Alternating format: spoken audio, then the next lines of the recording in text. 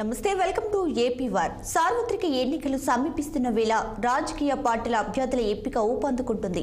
శ్రీకాకుళం జిల్లా నర్సన్నపేట అసెంబ్లీ నియోజకవర్గానికి మరోమారు పాత అభ్యర్థులే పోటీలో ఉండే అవకాశాలు ఎక్కువగా కనిపిస్తున్నాయి. అధికార వైసీపీ నుంచి మాజీ ఉప ముఖ్యమంత్రి, జిల్లా అధ్యక్షులు ధర్మాన కృష్ణదాస్కు పోటీలో ఉండగా, టీడీపీ జనసేన ఉమ్మడి అభ్యర్థిగా బగ్గు రమణమూర్తి బరిలో ఉండే అవకాశాలున్నాయి. 2014లో రమణమూర్తి కృష్ణదాస్పై విజయం సాధించగా, 2019లో కృష్ణదాస్ టీడీపీ అభ్యర్థి రమణమూర్తిపై భారీ ఆధిక్యతతో ఘన విజయాన్ని సాధించారు.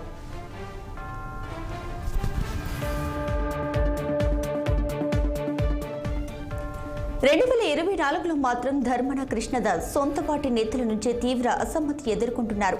సారవకోట, జలుమూరు మండలాలకు చెందిన వైసీపీ నేతలు దాస్కి టికెట్ ఇస్తే ఓడిపోతారని, క్యాండిడేట్ను మార్చాలని పార్టీ అధిష్టాన వర్గానికి ఫిర్యాదు చేశారు. దీంతో ఎంపీ అభ్యర్థిగా పెడాడ తిలక్కు బదులు ధర్మాన కృష్ణదాస్ పేరు పునః పరిశీలిస్తున్నట్టు తెలిసింది. అలాగే కృష్ణదాస్ తనయుడు కృష్ణ చైతన్యను నర్సన్నపేట అసెంబ్లీకి పంపించే అవకాశాలున్నాయి. మరోవైపు టీడీపీలో తనకే టికెట్ కేటాయించాలంటూ ప్రముఖ వైద్యుడు బగ్గు శ్రీనివాస్ కూడా అధిష్టానాన్ని కోరినట్లు సమాచారం. దీంతో 2024 అసెంబ్లీ ఎన్నికల్లో నర్సన్నపేటలో హోరాహోరీ పోరు జరగవచ్చని భావిస్తున్నారు.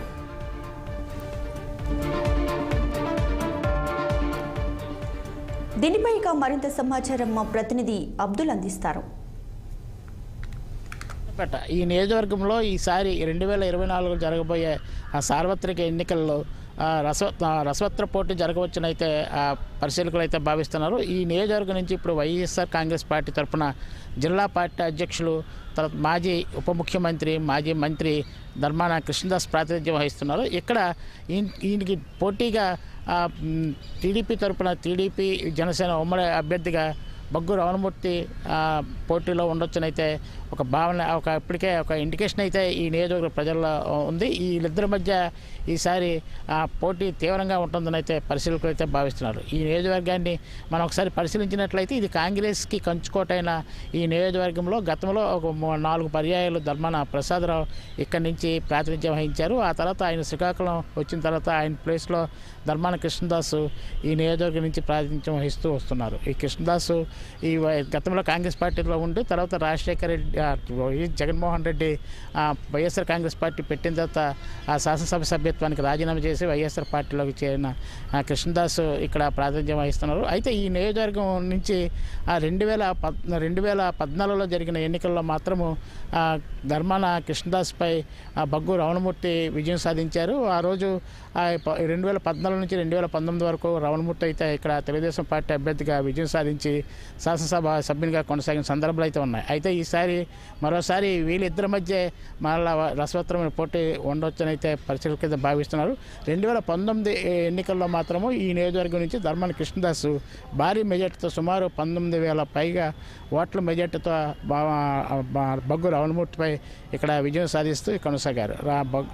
ధర్మాన కృష్ణదాస్ జగన్మోహన్ రెడ్డి తొలి ప్రభుత్వంలో 2 సంవత్సరాల పాటు రాష్ట్ర రెవెన్యూ మంత్రిగా, తర్వాత రాష్ట్ర ఉప ముఖ్యమంత్రిగా కూడా పనిచేసిన సందర్భాలు ఉన్నాయి. ఆ తర్వాత ధర్మాన ప్రసాదరావు అయితే ఇప్పుడు మంత్రిగా కొనసాగుతున్నారు.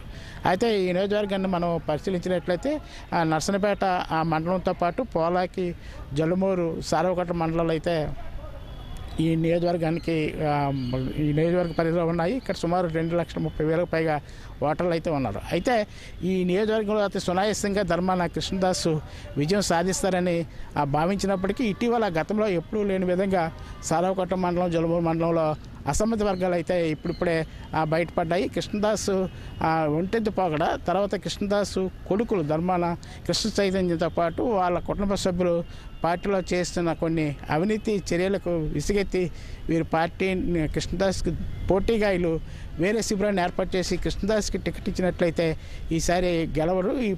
ఆయన ప్లేస్లో వేరే వాళ్ళు కొత్త వాళ్ళని అభ్యర్థిగా ప్రకటించాలని అయితే అసమ్మతి వర్గాలు అయితే ఇటీవల సమావేశాలు ఏర్పాటు చేయడం కొసమెరుపుగా మనం చెప్పవచ్చు. ఎవరు తక్కువ మెజార్టీతో సాధిస్తారని అయితే ఒక రాజకీయ పరిచయాలు భావిస్తున్నారు. అయితే ముఖ్యంగా ధర్మాన కృష్ణదాస్ గతంలో ఎప్పుడూ లేనంత అసంతృప్తి ఆ పార్టీ క్యాడర్లో ఆయన ఈసారి ఎన్నికల్లో ఎదుర్కొంటున్నారు. ఇది సవరించుకుందుకైతే ఆయన ఎటువంటి జిల్లా పార్టీ అధ్యక్షులుగా ఉంటుండగా కూడా ఆయన అసంతృప్తివాదులను పిలిచి వాళ్ళ బుజ్జగించి లేకపోతే వారికి ఏదో అష్యూరెన్స్లు కల్పించి ఇచ్చేసి ఆ పార్టీని బలోపేతం చేసేందుకు ఎటువంటి చర్యలు తీసుకోవట్లేదని అయితే ఆరోపణలు అయితే వినిపిస్తున్నాయి. అయితే ఏదేమైనా దీనిపై అధిష్టాన వర్గం జోక్యం చేసుకుంటుందని అయితే ఒక సమాచారం అయితే ఉంది. దీనికి సంబంధించినంత వరకు ఇప్పటికే ఒకసారి పార్టీ అధిష్టాన వర్గం ధర్మాన ప్రసాదరావు గారికి కూడా ఒకసారి కవర్ పెట్టి నర్సనపేట విషయంలో ఆయనకి జరుగుతున్న సంఘటనలు అయితే ఆయనకి తెలియజేసినట్లయితే మనకు సమాచారం ఉంది.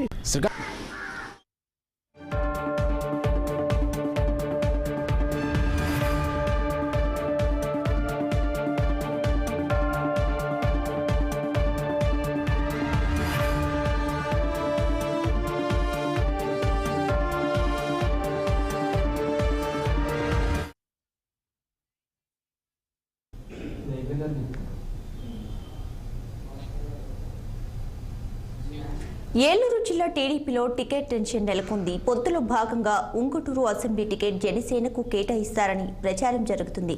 జనసేన అభ్యర్థి ధర్మరాజుకి ఇవ్వాలని చంద్రబాబు పవన్ నిర్ణయానికి వచ్చినట్లు జోరుగా ప్రచారం జరుగుతుంది.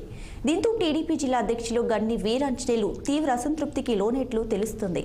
నియోజకవర్గంలోని 4 మండలాల నాయకులు కార్యకర్తల సమావేశంలో తనకు టికెట్ కేటాయించాలని బహిరంగంగానే డిమాండ్ చేశారు. తనకు టికెట్ రాకపోతే మూకుమ్మడిగా పార్టీ రాజీనామాలు ఉంటాయని హెచ్చరించారు.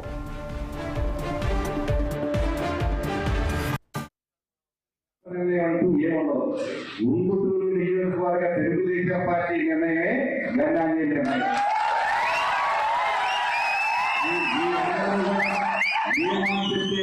ఆ మాటను ఫాలో అయ్యే వ్యక్తి గణాంజలి మొదలది. నాదైతే సొంత అభిప్రాయాలు కానీ నా అభిప్రాయాలు మీ మీద రుణం కానీ ఇటువంటి ఎక్కడా కూడా జరగని చెప్పి మీ అందరూ కూడా తెలియజేసుకుంటూ నేను జనరల్గా ఆకారం మాట్లాడదామన్నా ముందు ఎందుకు మాట్లాడదామని మాట్లాడాల్సిందంటే తెలుగుదేశం పార్టీ జనసేన పార్టీ పొత్తులో ఉన్నాం. ఇక్కడ ఇష్యూ తెలుగుదేశం పార్టీ జనసేన కాదు. తెలుగుదేశం పార్టీలో మా అందరికీ కూడా మనకు అన్యాయం జరిగింది, గణాంజలి గారికి సీట్ ఇవ్వలేదు అనే దాని మీద ఈ సమావేశం.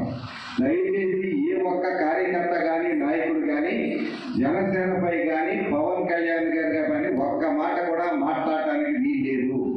ఎందుకంటే ఇక టీడీపీ జనసేన పొత్తులో భాగంగా ఉంగుటూరులో ఏం జరుగుతుందని సమాచారం మా ప్రతినిధి విజయ్ అందిస్తారు. రాజకీయ సమీకరణాలు వేగంగా మాత్రమేమని చెప్పుకోవచ్చు. అటు వైసీపీ అధికార పార్టీ, ఇటు టీడీపీ జనసేన పొత్తులో భాగంగా వివిధ పార్టీ నాయకులకి వివిధ నియోజకవర్గాలు కూడా ఇప్పటికే సీట్లు కొంతమందికి ప్రకటించారు. అంటే వైసీపీ పరంగా చూసుకున్నట్టయితే కొంతమందికి అభ్యర్థులకి టికెట్ ప్రకటించుకుని ముందుకు వాళ్ళ ప్రచారంలో ముందుకు వెళ్తున్నారు.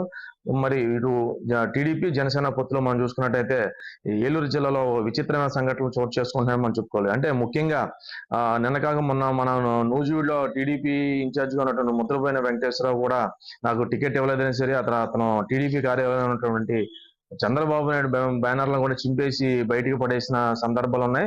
దాన్ని మరవక ముందే ఇప్పుడు ముఖ్యంగా మన ఏలూరు జిల్లా టీడీపీ అధ్యక్షులైనటువంటి గన్ని వీరాంజనేయులు ఉంగుటూరు నియోజకవర్గం నుంచి ఆయన ఇన్ఛార్జిగా ఉన్నారు.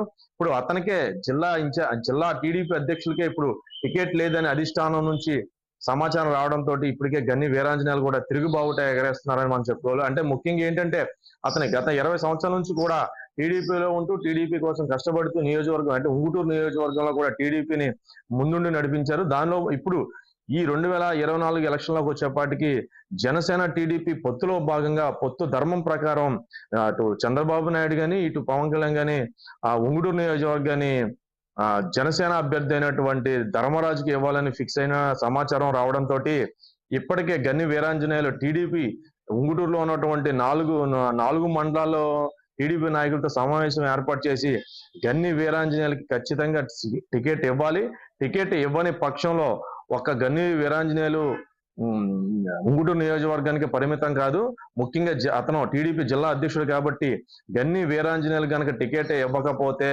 జిల్లాలో ఉన్నటువంటి అన్ని నియోజకవర్గాల్లో కూడా టీడీపీ మీద ఖచ్చితంగా మేము తిరుగుబావుట ఎగరవేస్తామని చెప్పి ఇప్పుడు ఎక్కడైతే ఉన్నారో వాళ్ళ కార్యకర్తలు కానీ కింద నాయకులు కానీ చెప్పుకునే పరిస్థితి. అంటే ముఖ్యంగా ఓవరాల్ గా మనం చూసుకున్నట్టయితే గన్ని వీరాంజనేయులు టికెట్ ఇవ్వకపోవడం ఇప్పుడు జిల్లాలో పెద్ద దుమారమే లేపిందని మనం చెప్పుకోవాలి.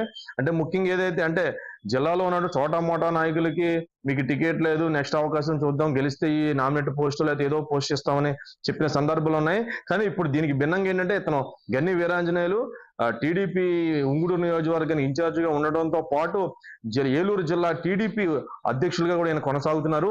దీనిలో భాగంగా ఇతనికి అంటే జిల్లాలో ఉన్నటువంటి టీడీపీ అధ్యక్షులకే టికెట్ లేదని చెప్పే పరిస్థితులు ఈ పొత్తులో భాగంగా వచ్చినాయి. అంటే దీన్ని ముఖ్యంగా మనం చూసుకోవాల్సిన విధానం ఏంటంటే టీడీపీ పార్టీలో ఉన్నటువంటి కొంతమంది నాయకులు అంటే మిగతా కొన్ని నియోజకవర్గాలు ఎప్పుడు కూడా టీడీపీ ఇన్ఛార్జిని నియోజకవర్గాలు ఇంతవరకు నియమించలేదు. దీనిలో భాగంగా టీడీపీ అధ్యక్షులకి టికెట్ లేదని చెప్పే పరిస్థితికి వచ్చేపాటికి టీడీపీ క్యాడర్ కూడా ఒకలాంటి ఆందోళన పరిస్థితిలో ఉందని చెప్పుకోవాలి. అంటే ముఖ్యంగా ఏదైనా మనం చూసుకున్నట్టయితే రానున్న ఈ 2024 సాధారణ ఎన్నికల్లో ఎవరికి టికెట్ వరిస్తుంది, ఎవరికి టికెట్ రావదు, టికెట్ రాని వారి పరిస్థితి ఏంటి, టికెట్ వచ్చినా సరే ఈ అసంతృప్తుల నుంచి వాళ్ళకి ఎటువంటి ఇబ్బంది కలుగుతుందని కూడా మనం వేచి చూసే పరిస్థితి ఏర్పడింది. ఏపీలో త్వరలో జరగనున్న ఎన్నికల నేపథ్యంలో ప్రధాన పార్టీలన్నీ సమరానికి సిద్ధమయ్యాయి. ఇప్పటికే మార్పులు చేర్పులతో వైసీపీ జాబితాలు విడుదల చేస్తుంది. ఇప్పటి వరకు 11 జాబితాలు విడుదల చేసింది. చాలా వరకు సగానికి పైగా అసెంబ్లీ స్థానాలకు సమన్వయకర్తలను నియమించారు. అయితే వైసీపీ జాబితాలతో ఆ పార్టీ నేతల్లో ఉత్కంఠ నెలకొంది. ఎవరికి టికెట్ వస్తుంది, టికెట్ వచ్చిన వారిలో మళ్లీ ఎవరిని మారుస్తారో అంటూ అభ్యర్థులు సైతం టెన్షన్ పడుతున్నారు. ఇటీవల ప్రకటించిన పలు జాబితాలో కేవలం 1-2 స్థానాలకే అభ్యర్థులను ప్రకటించడం కూడా చర్చనీయాంశమైంది.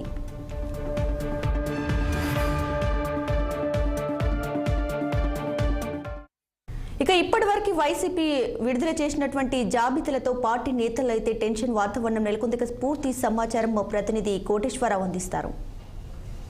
ఏపీలో సార్వత్రిక ఎన్నికలు దగ్గర పడటంతో పాటు త్వరలోనే నోటిఫికేషన్ కూడా రానుండడంతో పార్టీలు అయితే పెద్ద ఎత్తున మరి అభ్యర్థులను ప్రకటిస్తూ ముందుకు సాగుతున్న తరుణంలో వైసీపీ నుంచి చూసుకుంటే ఇప్పటికీ కూడా సగం మంది అభ్యర్థులను కూడా ఖరారు చేయని అంశాన్ని కూడా మనం చూడవచ్చు. ఎందుకంటే ఒకేసారి టీడీపీ జనసేన ఉమ్మడి అభ్యర్థులు దాదాపు 99 మంది అభ్యర్థులను ప్రకటించినప్పటికీ కూడా వైసీపీ మాత్రం ఇప్పటికీ దాదాపు 90-70 మందిని దాటని పరిస్థితి కూడా ఉందని కూడా చెప్పుకోవచ్చు. ఎందుకంటే ఈ ప్రతిసారి ఇప్పటికీ 11 జాబితాలు అయితే విడుదల చేసిన వైఎస్ఆర్సీపీ అధిష్టానం మరికొన్ని జాబితాలు అయితే విడుదల చేసేందుకు రంగం సిద్ధమైనప్పటికీ కూడా ఏ జాబితాలో కూడా 2-3 మొదట్లోనే దాదాపు 20, 21, 24 మంది వచ్చినప్పటికీ కూడా ఇక ఆ తర్వాత చూసుకుంటే ఎక్కడా కూడా 10 సంఖ్య దాటినటువంటి జాబితాలు అయితే చాలా ఉన్నాయని కూడా చెప్పుకోవచ్చు.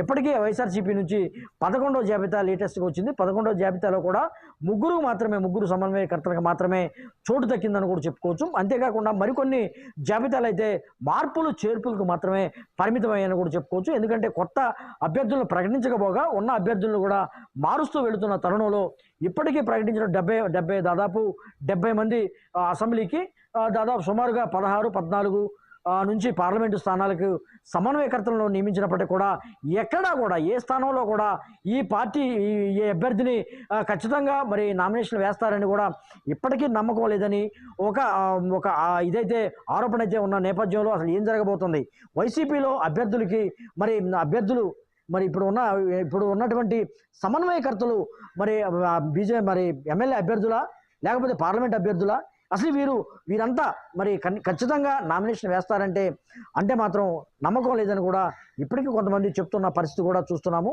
అయితే 70 మంది సమన్వయకర్తల్లో కూడా చాలామంది మార్పులు చేర్పులు ఉంటాయని కూడా భావిస్తున్నారు. అంతేకాకుండా నామినేషన్ వేసేవారు కూడా నమ్మకం లేదని కూడా ఒక మాట అయితే వినిపిస్తున్న నేపథ్యంలో అసలు ఏం జరగబోతుంది, అయితే వైసీపీ నాయకుల్లో కానీ వైసీపీ ఆశావాహుల్లో కానీ ఒక ఉత్కంఠ అయితే నెలకొందని కూడా చెప్పుకోవచ్చు. అసలు తమకు సీట్ వస్తుందా, సీట్ వస్తే మాత్రం అసలు నామినేషన్ వేస్తారని కూడా ఇప్పటికీ కూడా కొంత చర్చ జరుగుతుంది. అసలు ఏంటి జగన్ వ్యూహం ఏంటి అనేది కూడా ఇప్పటికీ ఎవరికి అర్థం కాని పరిస్థితి కూడా ఉంది. ఎందుకంటే ప్రత్యర్థులైనటువంటి జనసేన టీడీపీ మాత్రం ఖచ్చితంగా దాదాపు ఒకే పర్యాయంలో 99 మంది అభ్యర్థుల్ని మరి ప్రకటిస్తే ఇటు జగన్ మాత్రం అప్పుడు ఒక 3, అప్పుడు ఒక 2, అప్పుడు ఒక 4 ప్రకటిస్తూ వెళ్తున్న పరిస్థితి కూడా చూస్తున్నాము. ఏంటి అసలు జగన్ వ్యూహం ఏంటి, జగన్ 2-3 జాబితాలలో మరి ప్రకటించడం వెనుకున్నటువంటి ఆంతర్యం ఏంటని కూడా ఇప్పటికి కూడా వైసీపీ నాయకులు కూడా కొంత అర్థం కాని పరిస్థితిలో ఉంది. అంతేకాకుండా వైసీపీ నాయకుల్లో కొంత గందరగోళంగా ఉందని కూడా చెప్పుకోవచ్చు. ఎందుకంటే ముఖ్యంగా ఏదైతే ఈ సార్వత్రిక ఎన్నికల్లో అభ్యర్థులు తాము ఖచ్చితంగా ఫలానా మరి నియోజకవర్గం నుంచి మేము పోటీ చేస్తామని కూడా ఎప్పటికీ కూడా సీనియర్ నాయకుల్లో ఒక నమ్మకం లేదంటే మరి వైసీపీలో ఏం జరుగుతుంది, వైసీపీ నాయకుల్లో వైసీపీ పార్టీలో ఒక అపనమ్మకం ఏర్పడింది. అంతేకాకుండా ఉత్కంఠ కూడా కొనసాగుతుంది. తమకు సీట్ వస్తుందా లేదని కూడా ఇప్పటికీ కొనసాగుతున్న పరిస్థితుల్లో మరి భవిష్యత్తులో ఎలా ఉండబోతుంది, అంతేకాకుండా 11 జాబితాలు వచ్చినాయి, మరికొన్ని ఎన్ని జాబితాలు వస్తాయని కూడా వేచి చూస్తున్న పరిస్థితి. వైసీపీ నాయకుల్లో ఉత్కంఠ కొనసాగుతుంది. ఈ ఉత్కంఠ ఎంతవరకు కొనసాగుతుంది అనేది కూడా మరికొద్ది రోజుల్లోనే తేలిపోతుంది. ఇది ముఖ్యంగా చూసుకుంటే వైసీపీలో ఉన్నటువంటి జాబితాల పరంపర గురించి తాజా పరిస్థితిని కూడా చెప్పుకోవచ్చు. కెమెరామెన్ బాలకృష్ణతో కోటేశ్వర, విజయవాడ నుంచి 6 టీవీ కోసం. ఇక ఏపీలో రాజకీయాలు చాలా రసవత్తరంగా మారాయి. ఇప్పటికీ అధికార వైసీపీ ఎంపీ ఎమ్మెల్యే అభ్యర్థులను 11 జాబితాల వారీగా విడుదల చేసింది. మరోవైపు టీడీపీ జనసేన తొలి జాబితాను విడుదల చేయగా 2వ జాబితాను త్వరలోనే విడుదల చేయనుంది.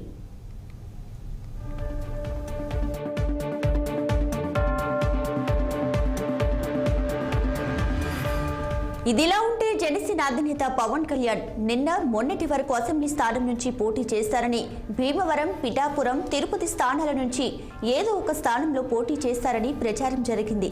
అయితే ఈ నేపథ్యంలోనే జనసేనాని ఎంపీ అభ్యర్థిగా పోటీ చేయనున్నట్లు స్పష్టమవుతుంది. బీజేపీ పెద్దల సూచనతో పవన్ కళ్యాణ్ ఎంపీగా పోటీ చేయనున్నట్లు తెలుస్తోంది. కాకినాడ పార్లమెంట్ స్థానం నుంచి పవన్ కళ్యాణ్ బరిలో నిలవనున్నారు. కాకినాడ నుంచి లోక్సభ అభ్యర్థితో పాటు పిఠాపురం నుంచి ఎమ్మెల్యేగా కూడా పోటీ చేయనున్నట్లు సమాచారం. అయితే కేంద్రంలో ఎన్డీఏ ప్రభుత్వం వస్తే పవన్ కు కేంద్ర మంత్రిగా అవకాశం ఇవ్వాలనేది బీజేపీ ఆలోచనగా తెలుస్తుంది. అలాగే మచిలీపట్నం జనసేన ఎంపీ అభ్యర్థిగా బాలశౌరి పోటీ చేయనున్నట్లు సమాచారం.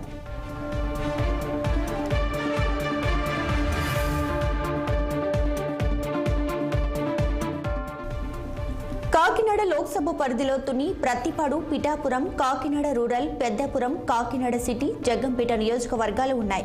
అయితే కాకినాడ లోక్సభ పరిధిలో అత్యధికంగా కాపు ఓట్లు కలిగి ఉండటం జనసేనకు బలంగా చెప్పుకుంటున్నారు. కాపు ఓటు బ్యాంకు కలిసొస్తుందని, కాకినాడ పరిధిలో పవన్ మైలేజ్ ఎక్కువగా ఉందన్న సర్వేలు కూడా జనసేనకు ప్లస్ అవుతాయని భావిస్తున్నారు.